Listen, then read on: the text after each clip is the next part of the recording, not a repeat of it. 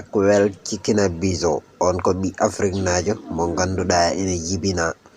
ɗon e leydi ene wiya Zimbabwe mo ganduɗa be garɗo webtinde gurnameje men e moƴƴinde ɗum ko ɗum saabi o fewni oɗo oto mo jeyeten wona oto essence wona oto gasoil wona oto kérosène wona hay oto électronique ko ganduɗa ko sakiri yaltude ko hesɗi ko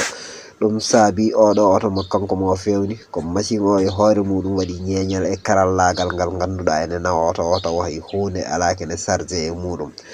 ɗum ene haale deƴƴaka ha Makwell Cikina Bizo yaltini oɗo machine mo ganduɗa kañumne kadi watta capté ko dendagal ko wiyete fréquence yaltina hen courant ene naftore ɗum ne haale deƴƴaka Makwell yaltini oɗo hélicoptère mo ganduɗa onne kadi koye mbadi oto o nde woni ni ko ñeñal e karallagal gongal hen ngal waɗa hen hélicoptère o ne wawi diwde e wadde kala ko foti wadde kono hay essence hay carburant wona hay énergie ko to watte hen on Makwell ɗum ne haale deƴƴaka o yaltini télévision mo ganduɗa télévision o ne kañumne hay courant barsetake kono ne haalena waɗa kala ko télé waɗanno on Makwell o ƴetti dendagal ko fewnuno ko e ɗen karalle o nawi ɗum ɗon e nokku mo ganduɗa to brevet ji dokkirte ɗum woni to yamirore rokkirte neɗɗo ko pewnuɗa e ñañal maɗa e hakkilantagal maɗa e karallagal maɗa pour mbawa hebde ɗon kayit biyeteɗo brevet mbawa ko pewnuɗa ko cara ɗum e aduna he yimɓe foof mbawa ɗum hutorade nde yetti on nokku aduna yanke